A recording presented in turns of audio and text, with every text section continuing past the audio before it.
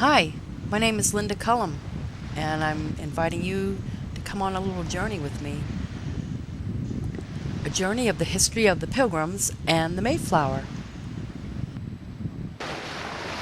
Supposedly, the Mayflower had her sails up in the middle of the bay on her way over, and they took them down because of the wind as she came into the harbor. There she is pulling the shallop, which is a 17-foot sailboat, rowboat that they used extensively to explore the Cape and sail to Plymouth all in November when it was really cold out. The shallop was dismantled and put on the Mayflower to be used as a bed and table to eat off of.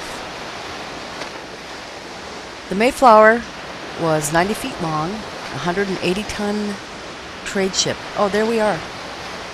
Watch closely. You see us one more time, following the Mayflower. There we are. The Mayflower was originally a cargo ship. Christopher Jones, the captain and part owner, who was also the captain sailing here with the Pilgrims, would go and trade in the northern seas, timber and fish.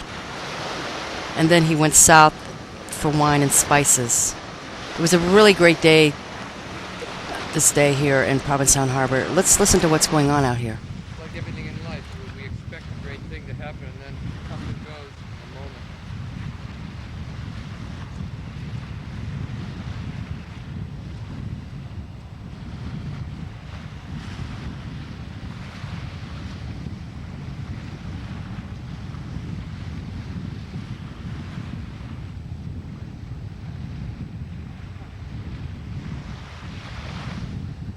The boat's getting $30,000 to tow them down and back.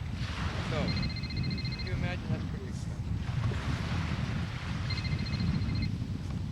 NBC News.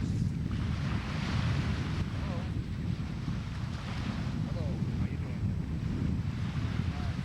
I'll give it to you. Hang on a second. There we are in front of the Mayflower, cruising. Look at that wind.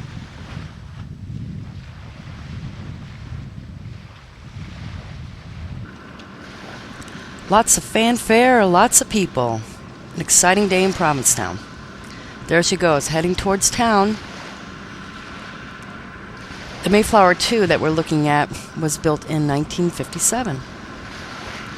And you can see her at Plymouth Plantation in Plymouth and go aboard her and all. It's really quite fun. And they have people that pose as pilgrims and act like them. And it really brings you back in history. It's awesome.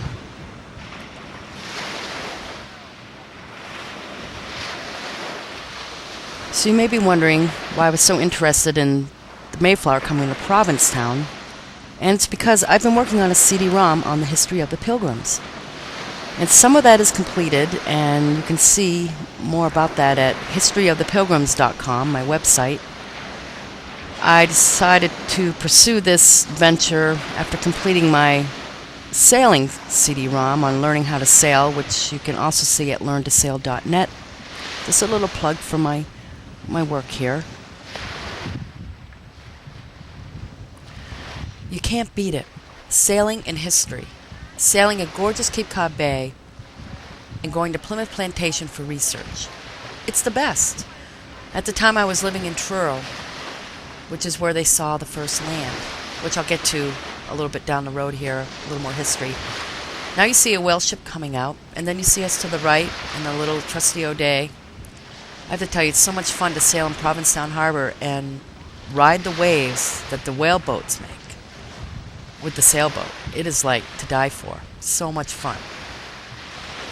The first day I went out on a whale watch, I saw 60 whales. That's been hard to beat. And now you're going to see us come about again.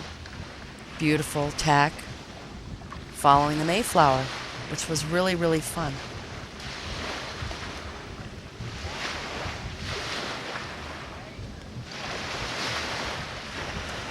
When the Mayflower first started out, they had a good, strong wind behind them, steady, nice weather.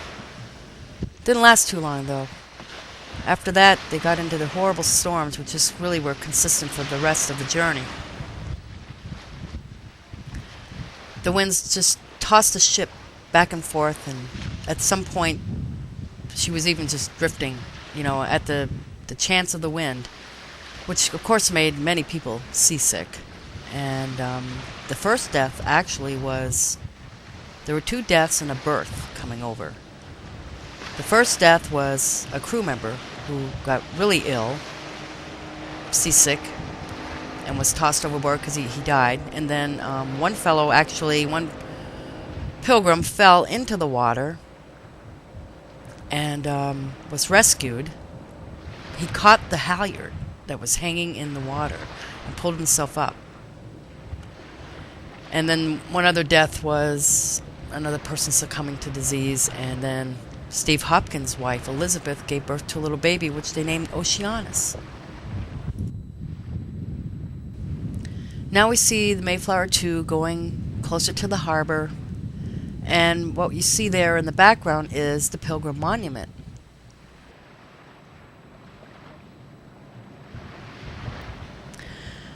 It was 66 days after starting their voyage at 6:30 in the morning on Thursday, November 9th, 1620, when Land Ho was called by Christopher Jones, the captain, and his pilots identified the land they were approaching as Cape Cod. There we are in a little day, hundreds of years later. Let me read you a little bit from the CD. After many difficulties and boisterous storms, at length, by God's providence, upon the 9th of November following, by break of the day, we espied land, which we deemed to be Cape Cod, and so afterward it proved. And the appearance of it much comforted us, especially seeing so goodly a land, and wooded to the brink of the sea. It caused us to rejoice together, and praise God that had given us once again to see land. That's from Governor Bradford.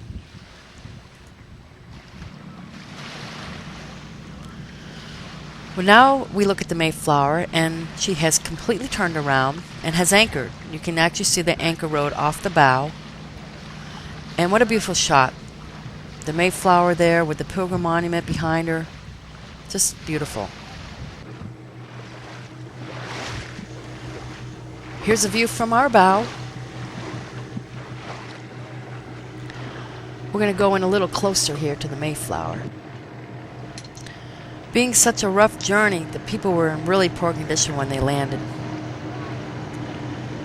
And they had to anchor 3/4 of a mile from the shore because the water was so shallow.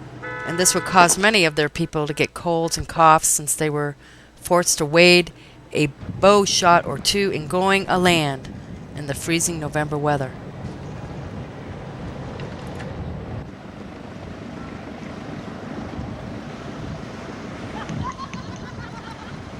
There's that trusty shallop. I had quite a chore going around all these boats, I did pretty good. We don't have a motor on that boat. I love this shot of the shallop. This is awesome. Well, it's a lot different now. There's our captain, Linda Sue. Bye.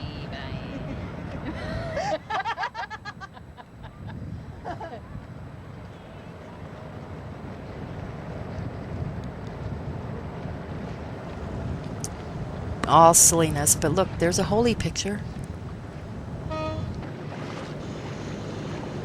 Almost immediately after they arrived in this land, a dispute broke out, and for an hour or so, it seemed that the community was going to split into a number of disgruntled groups. They decided they needed a leader, an agreement, a governing body to give the responsibility of decisions and the affairs of their conduct to, which they called a civil body politic, in which we know now as the Mayflower Compact, which basically is the first Constitution of the United States. And there she is, in for the night. So that about wraps it up for me, and as they say, the rest is history. But if you want to know more about this history of the Pilgrims, please come to historyofthepilgrims.com. And if you want to learn to sail and have as much fun as we did that day, go to learntosail.net. Happy sails to you. Happy Thanksgiving.